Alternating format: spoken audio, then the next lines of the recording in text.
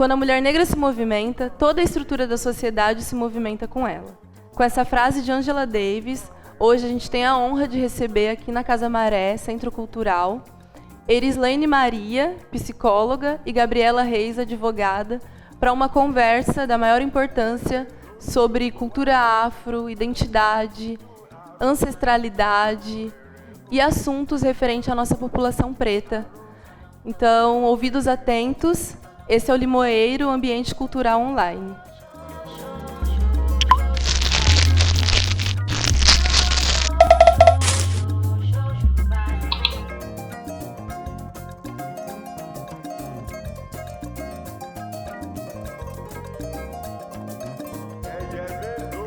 Eu vou iniciar, então, esse bate-papo trazendo o caso do Luiz, que foi um caso que passou no Fantástico há umas semanas atrás, que foi um músico preso, acho que no Rio de Janeiro, acusado de cometer um assalto.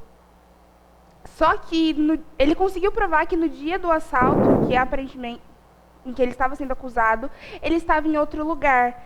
E o juiz, ao apreciar essa prisão, ele trouxe uma decisão muito fundamentada, porque o Luiz ele foi reconhecido como praticante do assalto no momento em que a vítima foi fazer o boletim de ocorrência. E isso é muito equivocado, porque ela chegou lá falando que ela foi assaltada e o delegado simplesmente pegou um álbum de suspeitos que continha a foto do Luiz e ela reconheceu ele.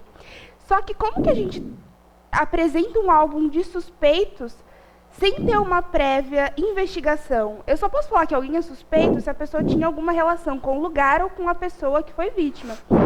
E esse não era um caso, porque não teve uma investigação prévia. A pessoa foi lá, falou, fui assaltada, e de repente o delegado vem e fala assim, será que foi algum desses? E aí o juiz, no momento de apreciar a prisão, ele falou assim, mas como que a gente fala que alguém é suspeito sem uma prévia investigação? O que pode ter no Luiz que torna ele suspeito? Será que é a cor? E isso é muito potente, né? Porque a teoria do etiquetamento, que é uma teoria criminológica criada por um sociólogo americano, ela vem dessa inquietação. Por que algumas pessoas carregam a etiqueta de criminoso sem cometer um crime? Teve um caso também, chegou até a ser engraçado, eu não lembro se era Mr. Bento de alguma coisa, que é um cara falando com uma menina e ela se recusou a se relacionar com ele. Ele falou assim, nossa, mas eu sou o cara mais bonito da cidade, eu sou Mr. não sei o quê. Você gosta, então, de ladrãozinho, né? Daqueles caras que parecem ladrãozinho. E o que é isso, esses caras que parecem ladrãozinho? A gente coloca a etiqueta de criminoso numa pessoa que não cometeu crime, simplesmente por conta da aparência dela. E esse criminólogo, na teoria do etiquetamento, ele questiona isso. Por que a etiqueta de criminoso cola em algumas pessoas e não cola em outras? Ele traz muito que não é que a sociedade produz os criminosos, né? Que tem muito isso, mas então é criminoso por conta da sociedade. Não é bem isso, mas a sociedade, ela seleciona algumas pessoas que ela encaixa como criminosos. Enquanto a maior parte da população carcerária é uma população preta e periférica, não é porque pretos e pessoas periféricas cometem mais crimes, mas é porque essas pessoas são as mais presas e as mais enxergadas pelo sistema penal. O sistema penal ele é muito seletivo. E os crimes de colarinho branco estão aí para provar que pessoas de elite cometem muitos crimes, uns crimes que têm muito mais afetação social, porque enquanto as pessoas mais periféricas são presas por tráfico e roubo, querendo ou não, são coisas que têm uma afetação menos coletiva. Porque se a gente for analisar os crimes de colarinho branco, eles afetam muito mais a sociedade como um todo, né? É dinheiro que é desviado, é sonegação fiscal, e são valores muito absurdos que faltam na saúde, faltam na educação, e faz com que a sociedade continue sem caminhar, né? Os pobres continuam sendo pobres e os ricos continuam sendo ricos. Então, é muito complicado a gente falar dessa parte do genocídio da população preta, do encarceramento em massa e dessa perpetuação da seletividade penal?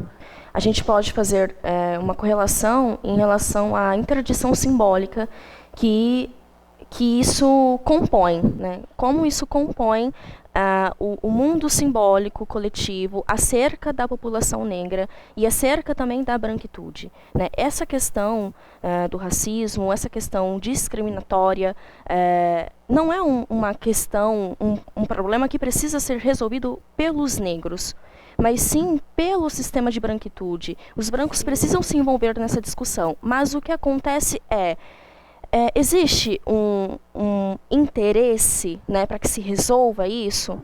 Justamente, por que a gente traz essa questão?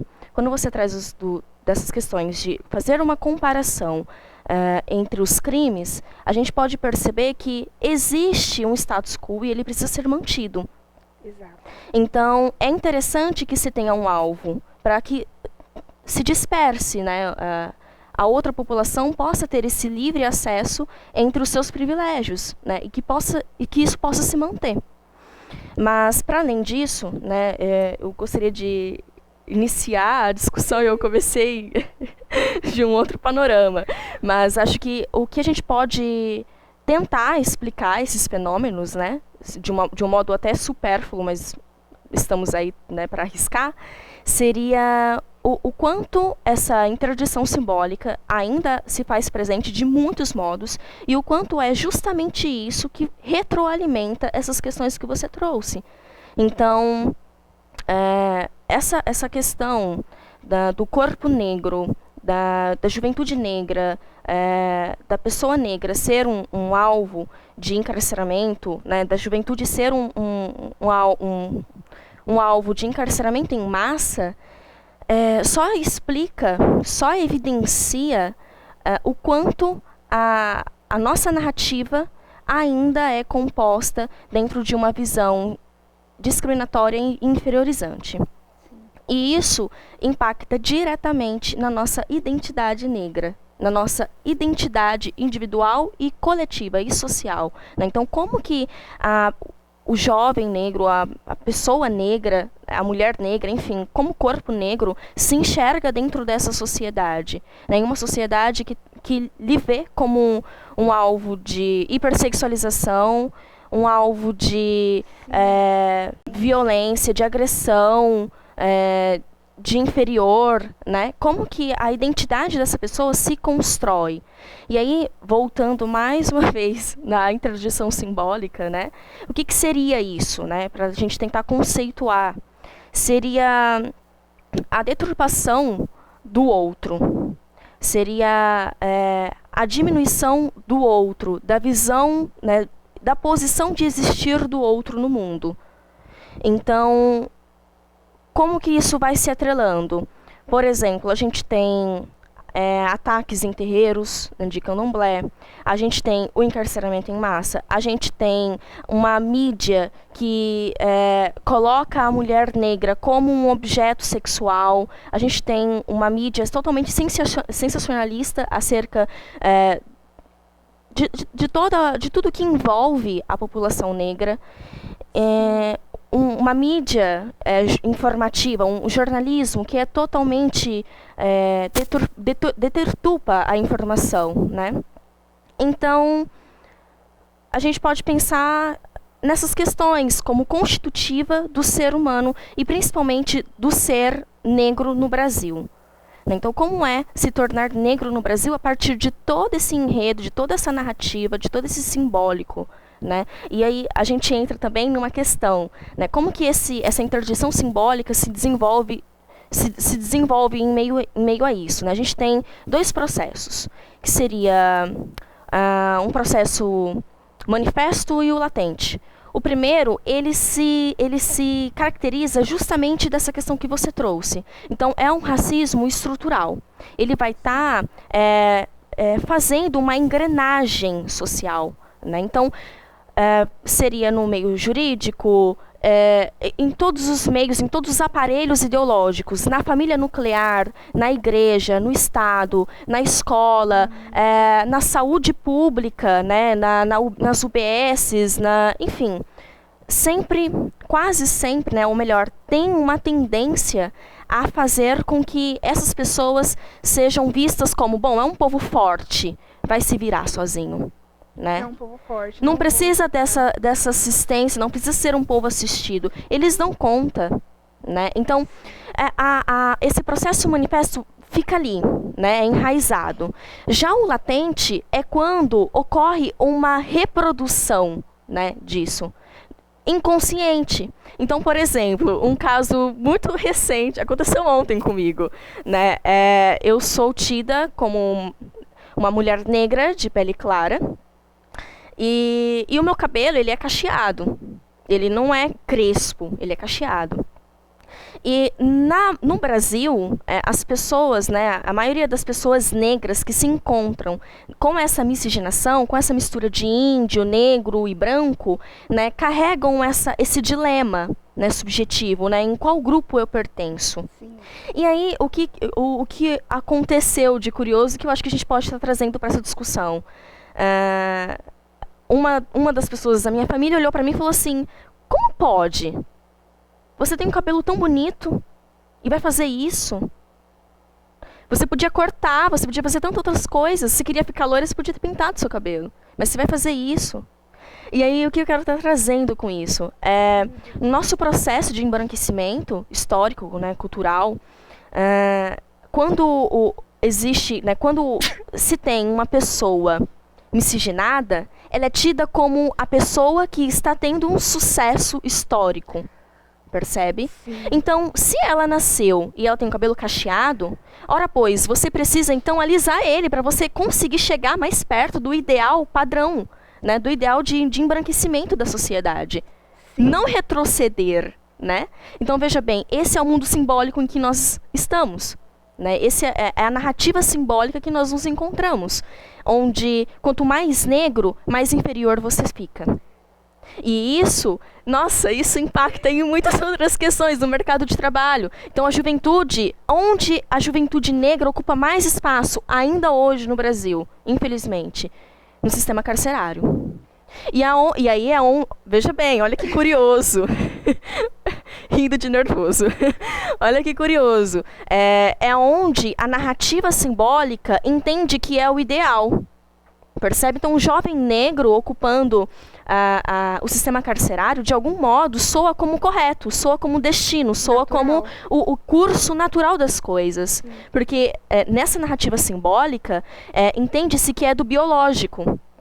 Entende que toda essa visão pejorativa do ser negro, né, da pessoa negra, é biológico, é da pessoa, né? Então, quando a gente começa... Aí, veja bem, no mercado de trabalho, o jovem negro, ele precisa alisar o cabelo, ele precisa diminuir o seu dialeto, né? O seu dialeto precisa ser totalmente diferente. Então, enfim... o seu corpo, em uma polaridade, em um polo, ele precisa se transformar. No outro polo, não, é o curso natural. Você cabe ali. Você não precisa se esforçar. Né? Então, a gente pode pensar nessa narrativa simbólica como uma prévia explicativa, né, de tudo isso que acontece. Né? Tanto no processo manifesto como num processo latente. Conversando com isso que você acabou de falar, Maria, eu entendo que num sistema penal, por conta desses estereótipos, principalmente em relação a um homem preto, acaba que não tem, numa visão psicológica de construção de identidade, é muito difícil se enxergar para além desse estereótipo que a gente já carrega sem cometer o crime, né? O estereótipo de criminoso sem ter cometido um crime. Porque se a sociedade já me enxerga assim, é muito difícil eu reafirmar que eu não sou assim. E é muito vulnerável eu cair no crime por conta disso, né? Que diferença faz se eu fiz ou não fiz, se a sociedade já me vê assim, né? E não só do estereótipo do homem negro, mas da mulher negra também. Eu lembro que eu passei várias situações muito complicadas e constrangedoras, porque por eu ser negra, as pessoas me empurravam numa roda de samba como se eu soubesse sambar. E eu já fui humilhada de, assim, sair quase chorando, porque eu não sabia sambar. E as pessoas, nossa, mas você não é preta, então. Como se uma coisa estivesse estritamente vinculada à outra. E eu aprendi a sambar só de raiva, porque... Mas é absurdo a gente entrar ser encaixada nessas, né? Porque, é preta. E aí vem toda uma caixa de carga, como se a gente tivesse que corresponder a essa carga da branquitude, que não é nenhuma carga da ancestralidade que é passada pra gente socialmente. E a gente tivesse que se amoldar a isso, né? E é engraçado também que aí é que a sociedade dita se a gente é negra ou não. Né? A sociedade que vai falar, mas a sua boca não é tão grande, mas o seu cabelo é mais crespo, a sua pele é mais clara, seu nariz é mais fino, e aí a sociedade que vai te amoldando se você se encaixa ou não nesse ideal de preto que a nossa sociedade branca tem. É muito complicado essa vulnerabilidade da identidade preta, né? Sim. Nossa, dentro disso que você trouxe, tem muitas questões para a gente pensar. Porque quando a gente pensa o homem negro, né, o estereótipo do homem negro dentro da sociedade, atrelando a violência, atrelando a agressividade e atrelando ao fato dele não ver outra possibilidade de ser, de viver, de existir, né, na sociedade, fora desse estereótipo, a gente tem aí também uma questão de classe, uma questão de Estado, né, que a gente tem que repensar as políticas públicas, né, que são dadas, que são oferecidas para essa demanda, para esse público, mas pensando agora numa questão racial e identitária, né, aí eu reforço, talvez eu possa estar sendo redundante, mas acredito muito que é muito difícil a gente se imaginar de um outro modo, porque é muito complicado a gente criar aliás, quase que é muito complicado criar um simbólico diferente, porque você não cria um simbólico diferente sozinho. Precisa de uma coletividade para reconstruir um mundo simbólico. Aqui entra a questão do afroculturismo, mas eu acho que a gente pode deixar isso mais para o final. Mas não tem como você criar uma narrativa simbólica sozinho, individualmente. Ponto. Então, precisa de um movimento coletivo para que isso seja resgatado, para que isso seja restaurado e para fundamentar, para constituir uma identidade negra fora desses padrões da branquitude, que a branquitude estabelece, fora desses estereótipos, né? Então, toda a nossa desconstrução desses estereótipos faz... talvez, né, de um modo lento ou não, essa reconstrução, essa reorganização de vida da comunidade negra, né? Por isso que aí a gente pode citar a Neuza Santos, né? Que entender a identidade negra como um processo, né? Então, no Brasil, você não nasce negro, você se torna, né, negro. Por que você se torna negro? Porque é todo um tempo, todo um processo, todo um trabalho para você conseguir, muitas vezes, se perceber negro. E quando, né, você não está dentro dessa parcela de miscigenação, né, e quando você já sabe que é negro porque o outro te apontou, né, não, você é negro, então... se você é negro, você precisa aprender a sambar. Quando você já nasce sabendo disso, a forma como você vai lidar com a sua identidade é a partir daquilo que você acessou como identidade negra estabelecido pela branquitude. E que a gente entra, mais uma vez, reforçando isso, é pejorativa, é discriminatória, é de rejeição, né? Então, o negro, ou você sabe sambar, ou você não é negro o suficiente. Ou negro precisa... quais são os espaços, né, que a mulher negra ocupa? Trabalhos... Não menosprezando, todo o trabalho é muito digno, mas entendendo que a mulher negra, que o corpo negro, que a juventude negra precisa ocupar a mão de obra sempre. Sim. E uma mulher advogada, uma negra, né, uma mulher negra advogada, uma mulher negra psicóloga, uma mulher negra juíza, uma mulher negra dançarina de balé, né? Não. Uma negra dançando balé? Não, ela tem que dançar samba. Enfim, então, quando você é apontado como negro pela branquitude, a branquitude espera que você ocupe o lugar que ela definiu para você. E quando você tem essa ambiguidade entre eu sou o projeto bem-sucedido da branquitude enquanto miscigenado, você precisa alcançar esse ideal a todo custo, aos olhos da branquitude, é claro, né? Precisamos pautar isso, aos olhos da branquitude. Então, uma questão identitária, eu acredito que a gente poderia estar pensando e discorrendo a partir dessas ideias. Agora, pensando numa questão de classe, eu vejo o quanto isso somente retroalimenta um projeto político, né, de status quo, de manter a classe majoritariamente negra ali onde ela está. Ali onde ela está, para continuar o processo de colonização. Então, veja bem, não existe o interesse de descolonizar. Nem as nossas mentes, nem o nosso corpo. O nosso corpo é a mão de obra. E a nossa mente é o ideal. É o ideal que gera lucro. É o ideal que gera privilégios. Sim. Então, de um modo material, né, de uma perspectiva concreta, o Estado e a branquitude não quer que a gente se mobilize. Porque não é vantajoso, não gera lucro e não é vantajoso. Quem vai ocupar aquele espaço que a juventude negra ocupa no sistema carcerário? Os brancos? Exato. Jamais. Exato. Percebe? Os brancos que têm essa prática que a gente já conhece desde... E olha só que engraçado, né? Que curioso. Que curioso. O nosso processo de colonização foi justamente... Tudo que eles nos acusam no imaginário social é justamente o que eles fizeram. E aí a gente pode citar a Grada Quilomba, que eu li o livro dela e eu li já a segunda vez e eu quero ler de novo, porque aquele livro me salvou de uma maneira que é indescritível.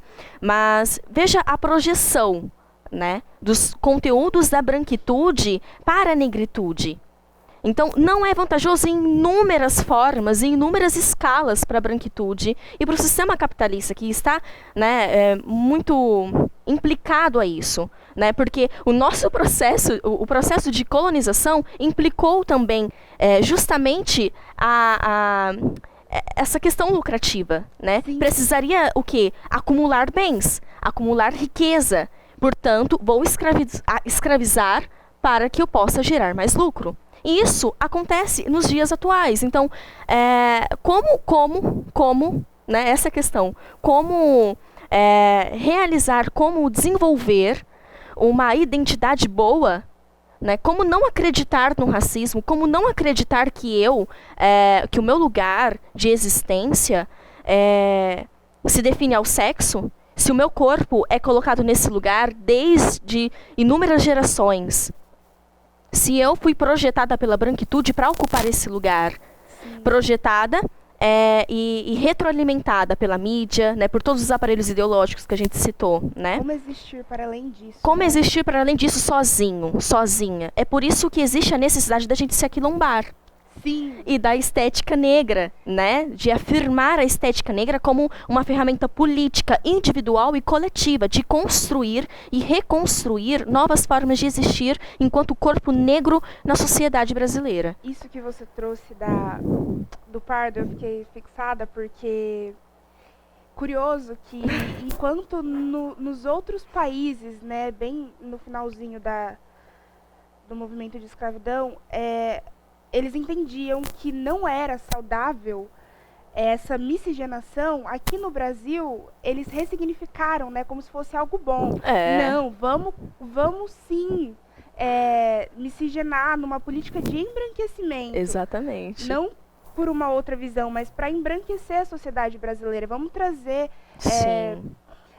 gente de fora, gente da Europa, para embranquecer. E, pelo menos assim, quando eu era criança, nesse trajeto de construção de identidade, quando eu via outras meninas pretas, era quase que uma disputa para ver quem poderia mais facilmente se encaixar na branquitude. Mas se você alisar o cabelo, seu cabelo não vai ficar tão natural quanto o meu.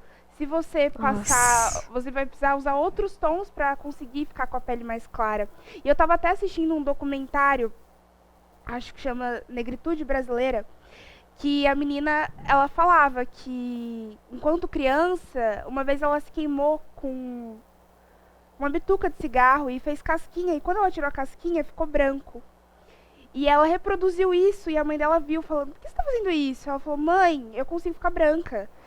E sabe, é muito doloroso isso, porque acho que em algum momento todas as pessoas pretas ocuparam esse espaço de eu quero ser branca, eu quero me amoldar a essa identidade coletiva que é muito mais saudável, assim, né, num panorama social que é posto pra gente. Que é definido pela branquitude, né? E eu colocaria, né, dentro dessa questão de ser mais saudável, como, na verdade, uma noção de pertencimento social. Exatamente. Então, eu quero me tornar branca porque eu sei que, enquanto branca, eu posso ser mais aceita, em todos os aspectos. Nas relações amorosas, em questão estética, de beleza, de padrão de beleza, do ideal de beleza, no mercado de trabalho, na rua. Sim. Percebe? Porque enquanto a identidade é na visão do outro, né? Da alteridade. Eu me entendo a partir do outro.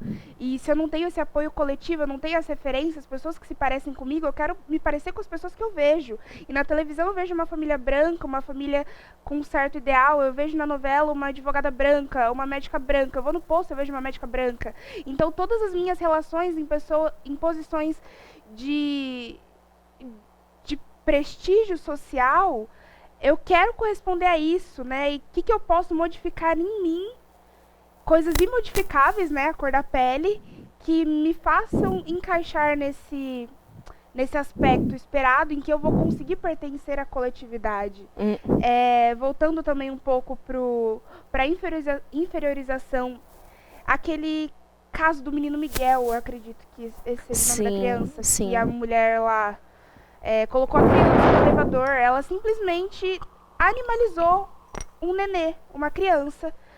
Vou colocar aqui no elevador uma criança, porque provavelmente ela sabe se virar. Se fosse uma criança branca, teria todo um amparo de cuidado, né? Mas por ser uma criança preta, não. Ela se vira só. Ela tem capacidade, né? O ideal é um ser primitivo, né? O instinto vai levar ele até a mãe dele. Olha que, né, bizarro. Desculpa. Mas essa é a questão, mexe muito comigo. Porque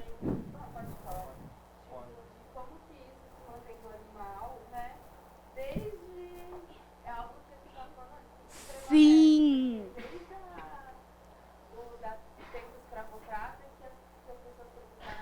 Animalizadas, sim. Que tá hoje, só que tá continua. Com uma roupa diferente. E aí, o perigoso disso, pelo menos na minha concepção, que eu acabei de perceber esse perigo, é que fica muito mais violento. Porque acaba que nem o corpo negro e até a branquitude não entende muito bem esse movimento. Acaba entrando numa forma inconsciente de colocar a pessoa naquele lugar e a pessoa de permanecer naquele lugar inconscientemente.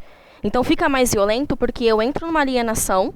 Sim. E que eu não sei, eu estou ali. Entra vários casos de pessoas negras que não conseguem perceber o seu lugar dentro da sociedade, que não conseguem se perceber enquanto negro.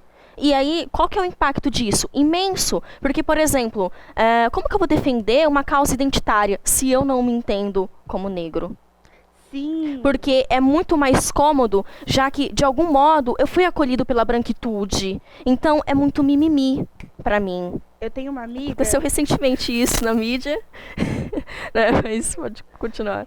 Que eu fui visitar ela e ela tava com uma criança, né?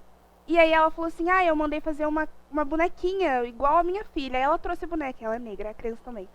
E a boneca era branca. E aí eu fiquei assim, mas é igual? Ela falou assim, sim. Aí a criança super se identificando com a boneca branca. e a criança já está com depressão. E eu fiquei correlacionando isso, né? Essa identidade mal estruturada. Um esvaziamento de si. Porque ela quer se entender branca, mas ao mesmo tempo, por ela ser bem retinta, a sociedade vai enxergar ela Como preta. como preta.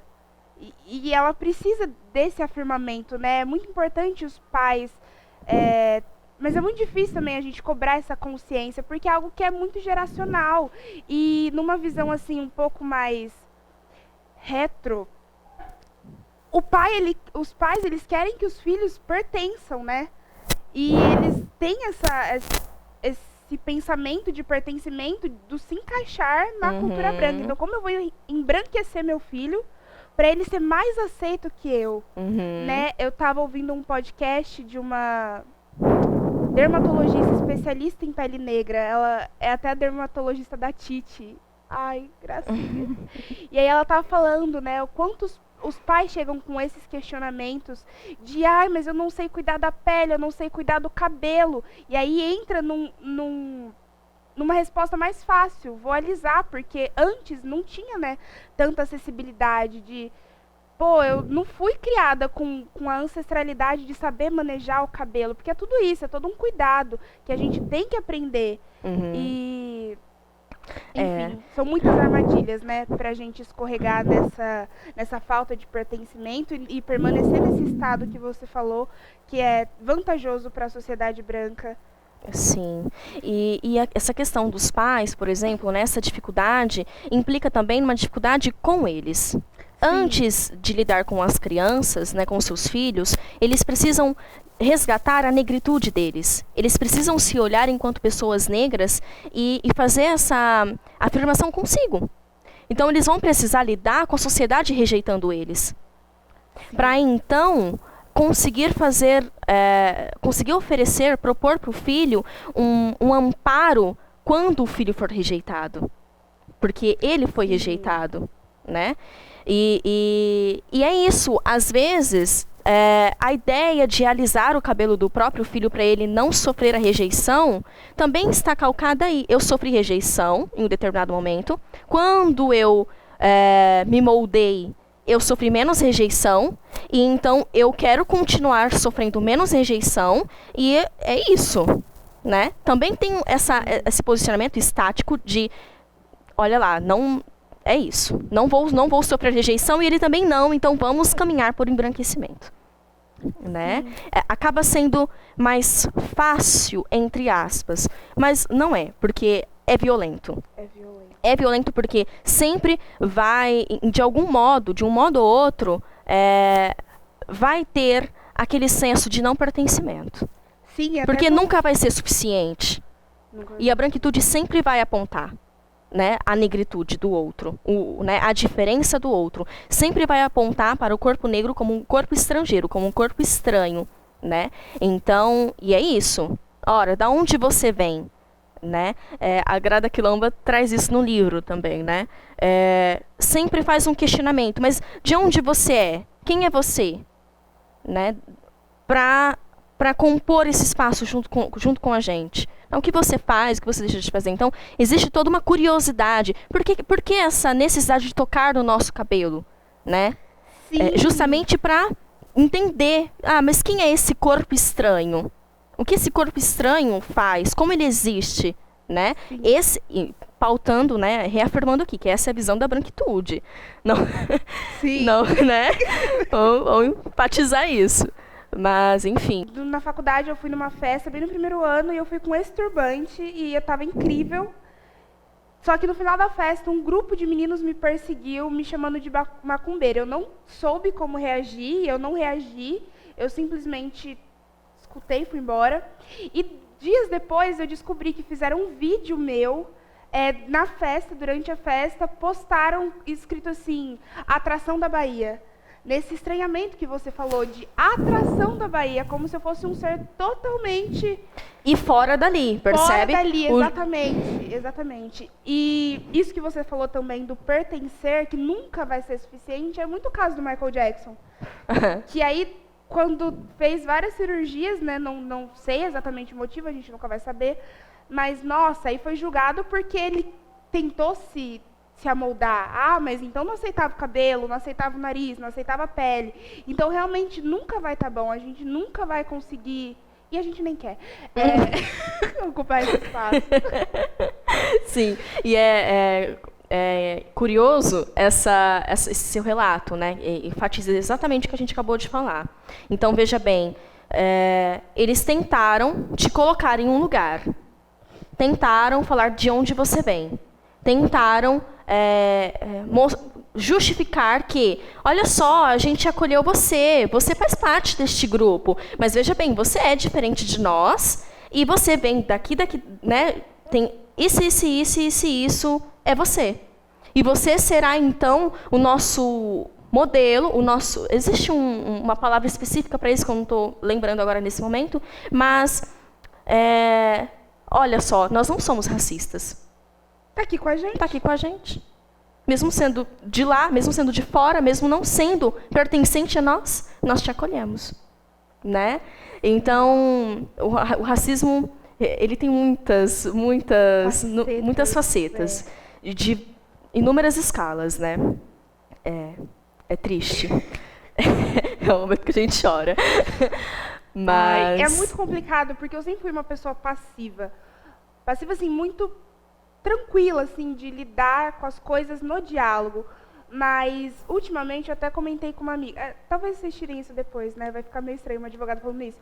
Mas, às vezes, acontece uma situação e, na minha cabeça, eu só me imagino dando um murro no meio da cara da pessoa, sabe? E aí eu fico falando assim, nossa, eu tô correspondendo a um estereótipo de violenta. A imagem da Jojo na Fazenda. Sim. Está ocupando esse espaço de agressividade, de violenta, mas a sociedade me faz ocupar esse espaço. Sim. É retroalimentação, né? Uma retroalimentação. Então, eu preciso dar material social, subjetivo, cultural, para que ela se comporte exatamente dessa maneira como a gente já pré-estabeleceu. Então, eu preciso criar conteúdo para que ela se coloque nesse lugar. Porque ela precisa acreditar nesse estereótipo e a sociedade também precisa acreditar, porque o nosso imaginário simbólico sobrevive com isso. E ele precisa sobreviver para instaurar, né, para perpetuar todos os privilégios, status quo que a gente, né, conseguiu configurar e estabelecer forte, até agora. Sim. É uma ferramenta que você está falando muito poderosa, atreladíssima com o sistema vigente, né, econômico, com a branquitude, e, enfim... Então, o preto é um traficante, mesmo que seja da mesma idade, com a mesma quantidade de droga, o branco é o usuário. É o usuário. Então, é aquela pessoa que precisa de um cuidado, né? É um usuário, mas ele está ali porque provavelmente aconteceu alguma coisa na família, ele não deve estar... deve estar muita coisa, né? Muito peso, que ele não está sabendo lidar, ele acabou indo para as drogas, mas é uma fase. É um usuário, vai passar. Porque esse é um problema da lei de drogas, né? A lei de drogas, ela não coloca ela não caracteriza o traficante com uma determinada quantidade de droga, porque o traficante é uma pessoa que tem muita droga e ele revende. Mas não, então o policial, na hora de abordar uma pessoa com uma droga, ele não vai olhar necessariamente para a quantidade que... Gente, eu já vi um caso de uma pessoa ser acusada de tráfico com 9 gramas de cocaína. Eu não sei se isso é muito ou é pouco para quem usa, mas eu falei, 9 gramas parece absurdamente muito pouco para enquadrar uma pessoa como traficante. Enquanto tem helicópteros com cargas sobrevoando de cocaína, sabe? É absurdo. Que são representantes públicos, mas continue. É absurdo isso, né?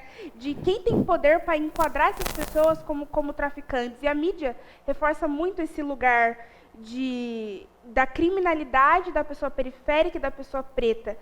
Porque no imaginário social, se eu falar assim, pensa num usuário de crack. Na cabeça vai vir, sei lá, Cracolândia, mas será que todo mundo que usa crack está na Cracolândia? Será que todo mundo que usa cocaína está na favela? Sim. E a cocaína é uma droga muito elitizada, né? Então, coisas para se pensar, para além da mídia. Sim. E é muito importante a gente conseguir perceber como tudo isso fica tão enrijecido e quais são as vias, né, pelas quais elas vão se estruturando, se moldando, se implicando. Então, por exemplo, o diabo, ele é preto e Jesus é branco. O diabo é mau e Jesus é bom. Sim, se eu falar para alguém, pensa num príncipe agora. O príncipe pensa vai numa ser... princesa. Vai ser no qual? Imaginário. No imaginário social. Né? Ele está sendo alimentado, não é de hoje, né? Com essa segregação de bem e mal, com essa segregação de preto e branco, e quais são os lugares que estão estabelecidos para esses dois polos, né? Para essas parcelas. Então, por isso que é importante a gente entender o nível da dificuldade que existe de uma pessoa negra conseguir estabelecer sua autoestima sozinho, sem referencial. E não tem... o quanto isso, só para encerrar assim, essa fala que eu estou trazendo, porque o quanto isso é muito mais do que autocuidado e ora, né? O quanto que isso é muito mais forte do que um discurso de autoestima individualizado e elitizado, porque isso é uma política. Isso é uma política. E a gente precisa de política para transformar esse imaginário social. Não tem outro modo. Não, assim, pelo menos eu estou afirmando isso, né? Eu leio, né, tá, outros autores, outras pessoas pensam de outros modos, mas para mim isso é muito nítido, o quanto a gente precisa reformular com políticas, e a estética negra é política. Sim, e são muitas armadilhas, né? Uma luta muito constante por todos os lados, porque, voltando para os estereótipos, eu me deparei com uma matéria sobre o filho da Giovanna Eubank. Enfim, o Blasi, ela tinha postado uma foto dele, e aí todo mundo começou a falar, nossa, vai dar um negão, não sei o quê. Então, assim, já pela classe social, não é um estereótipo de vai vir um traficante dali, cuidado, mas vai vir um negão bonito, vai dar trabalho, né? Enquanto se fosse por um outro lado uma criança branca, ai, que anjo, que príncipezinho, né? Então, tem muitos artifícios e muitas facetas que a gente tem que lidar com estereótipo e com racismo, né? Porque é sempre a sociedade que dita, e a gente acaba reproduzindo, mesmo sem querer, né? Sim, a gente acredita. A gente acredita. Porque o imaginário simbólico é composto por verdades absolutas, por crenças, por mitos, né? Então, veja bem, esse exemplo que eu trouxe agora do diabo e Jesus, né, é uma verdade absoluta para muitas pessoas. Então, o que é instaurado como verdade para as pessoas? De que o branco é puro e bom, percebe? Então, essa é uma verdade absoluta cristalizada, né, para a maioria, para o corpo coletivo, né? Então, a gente acredita na verdade absoluta. Nós, enquanto pessoas negras, vamos procurar verdades absolutas para se desenvolver. A gente precisa de um alicerce. Onde está esse alicerce? Né? E uma ramificação disso que você falou é bem na religião afro, né? Que Exu é diabo. Pois é, menina. Uma religião que nem acredita na existência do diabo, o Exu vira... Sim, e a gente pode tratar do Exu agora de um modo muito interessante, como uma evidência de uma interdição simbólica, de um modo muito objetivo. Porque na cultura religiosa de matriz africana, não tem essa configuração de bem ou mal. Sim. Isso tem no Ocidente. Então, assim, é uma forma de colocar a cultura do outro como superior, estranha, né? A cultura, no caso, da negritude ali, como uma cultura estranha, e vamos introduzir isso nessa cultura, percebe? Ou então vamos fazer com que a sociedade, com que o corpo social perceba que elementos dessa cultura representam o mal.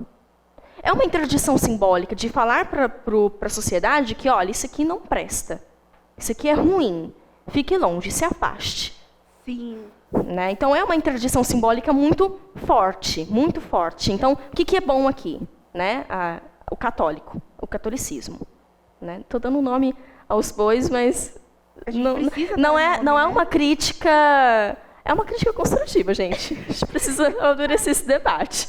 Mas a gente precisa dar nome, né? A gente precisa dar nome. Sim, a gente precisa dar nome, porque senão se transforma. Aconteceu na universidade em que eu estudava um caso evidente de racismo, e quando a autoridade se manifestou, falou que não era racismo, e eu fui bem precisa. Eu falei, a gente precisa falar que é racismo, né? Porque é isso de tudo passar pano. Não, na verdade, você interpretou errado, né? É sempre a nossa culpa. Exatamente. É muito importante essa ideia de pertencimento, né? Porque como a gente se vê, tá muito ligado como a gente se sente. E eu lembro que quando menor eu fazia muitas piadas comigo, com meu tom de pele e até com meu peso, pra rir junto com as pessoas que riam de mim, né? Porque de alguma forma eu queria pertencer. Sim. E ainda que inconsciente, né, as pessoas próximas talvez inconscientemente, eu acredito, acabam reproduzindo isso. E pra rir junto eu me desvalorizava. E é muito importante a gente entender que não é porque eu sou preta que eu posso fazer piada de preto. É absurdo isso, gente. Não dá. Quando a gente se desvaloriza, a gente autoriza o outro a nos desvalorizar. Exatamente. E retroalimenta tudo isso que a gente vem conversando, né? Por isso que é muito importante a gente começar... na verdade, a gente já tem feito isso, né? Mas a gente afirmar o movimento de se aquilombar, né? De afirmar o conjunto, né? De pessoas negras que possam estar fazendo essa rede de apoio, né? Esse amparo, que caminham, né? Na mesma busca de resgate, né? Ancestral, de construção dessa identidade. E aqui em Araçatuba, que é de onde a gente fala, tem uma casa chamada Casa Maré, que é onde nós estamos nesse momento, né? Que, na minha concepção, é uma referência de aquilombamento, né? Que é isso que a gente vem falando, né? É uma forma de política, de uma política identitária extremamente importante para a gente conseguir juntos criar uma nova narrativa simbólica, né? Então, correlacionando tudo isso, né? A gente pode citar aqui pessoas que eu acho que também estão nessa mesma caminhada, né? A Arielle, a Carla, né? Que também faz parte da construção desse ambiente, né? Como uma forma política de resistência, né, antirracista. E a Beatriz Nunes, que é uma guria que, nossa, eu me identifico muito com ela, eu não sei se é recíproco, mas uma mina que estudou e ocupou lugares de resistência que o nosso corpo não é bem visto, né, não é bem aceito, e tá aí lutando no dia a dia, fazendo os trabalhos dela. A Tamires, né, que inclusive vem cá. A gente gostaria de convidar ela, né, para estar começando aí a encerrar, né, com licença, esse bate-papo. Seja bem-vinda.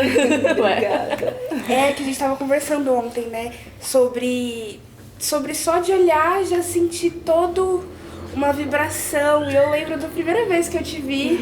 Ai, vou chorar.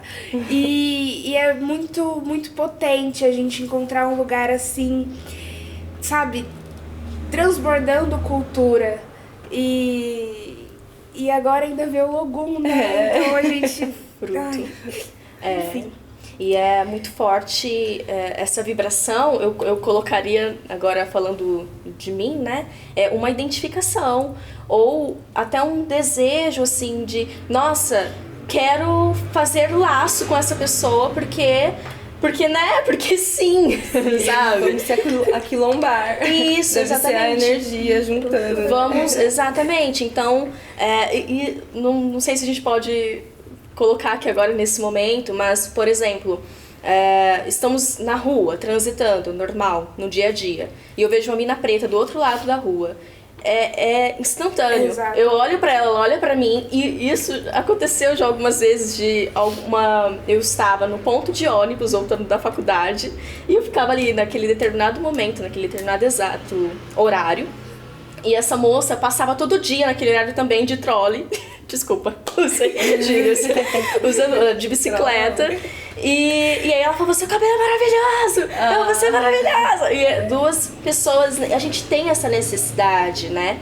E é isso, né? Esse encontro, é um resgate. Sim. Então, olhar pra você, olhar pro seu movimento, é também olhar pra mim e falar, nossa, eu quero, né, desejo também caminhar, assim, nessa busca. Sim. E é incrível isso, esse encontro. Muito obrigada. Eu que agradeço. É recíproco. E eu acho que é isso, né? A gente vai se juntando, que a força vem dessa coletivo, não se faz sozinho, Sim. Não vamos conseguir sozinhos, assim. E pra gente aqui da casa tá recebendo, eu estava super nervosa, assim, que eu fico, né, tímida e tudo, mas eu penso, sabe, o que me faz ter essa coragem, assim, essa necessidade, eu acho importante justamente estar aqui com vocês, tipo, que eu admiro muito e que estão fazendo algo muito importante e que, para além disso, né, são minhas amigas também, mas sei lá, eu sinto como se eu estivesse realmente fazendo algo. Vou quebrar essa trava por mim e por quem vai me ouvir, por elas, sabe, pela minha casa e tudo mais. E por tantas pessoas que não podem falar, que não têm a voz, digamos assim, né? E não tem uma Casa Maré na cidade. Muita resistência. E falando sobre ancestralidade, que a gente comentou antes, né? Tipo, como que a ancestralidade está toda ligada nisso tudo que vocês, né, falaram, que eu estava acompanhando, assim, atenta.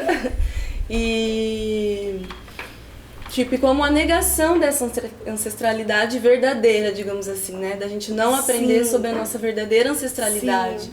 Tipo, sobre nossa verdadeira história, nossa verdadeira caminhada até chegar aqui nessas terras, da né? Nossa potência. Da nossa potência de reis, rainhas, que a gente sempre costuma falar isso. Eu e a Ari, em vários bate-papos nossos aqui, de dia a dia. Isso é algo que a gente precisa mostrar, viver, né? Ter com a gente e mostrar para as nossas crianças. Agora parei um nenê, meu filho lindo. E é isso que eu quero muito mostrar para ele, sabe? Sim. Disso que vem antes, que a gente não aprende na escola e que deveria, que é lei, né?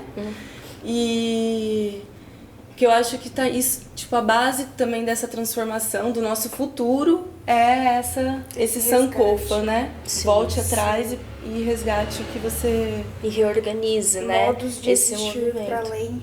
Isso. Sim, do Dos que nos é mostrado, para além dessa mídia que a gente tem. Então vamos buscar outras mídias, outras linguagens, falar com a gente, né? Tipo, que a imagem, eu acho que é algo que tá muito ligado nesse apagamento, nesse... Venham.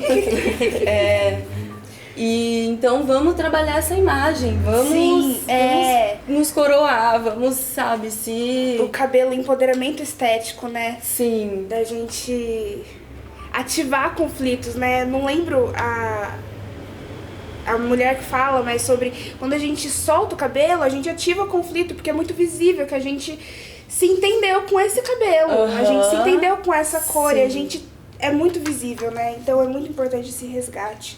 Sim. Com certeza, de ir se espelhar nessa ancestralidade, tipo, que tudo tem um sentido, né? Tipo,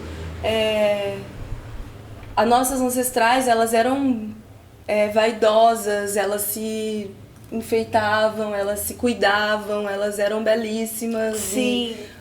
E com fundamento, tudo que elas usavam, sabe? Tipo, tecidos nobríssimos. Cores, sabe? Coisas maravilhosas que que é enfiado na Foi nossa apagado. cabeça, que é apagado, que não é bonito, que é digno de chacota e, tipo, não faz sentido, sabe? Sim. É algo que... Uma verdade que não é verdade. não é verdade. Então, mostrar e... A verdade absoluta sempre é calcada numa falta, né? Eu nem sei Então- se eu estou me alongando muito, mas falando também do que você tinha dito de como que também isso vai sendo passado. Tipo, eu vi uma fala sua falando de como as nossas... Quem cuida também não foi cuidado. Então, é algo que vai sendo passado, tipo... Geracional. Então, mas vamos alisar o cabelo dessa criança, vamos mudar essa criança, tipo, não... Aí a autoestima vai ficando baixa e isso vai intercalando na vida dessa pessoa toda, né? Sim. Inteirinha, tudo, nas relações, no dia a dia. Sim.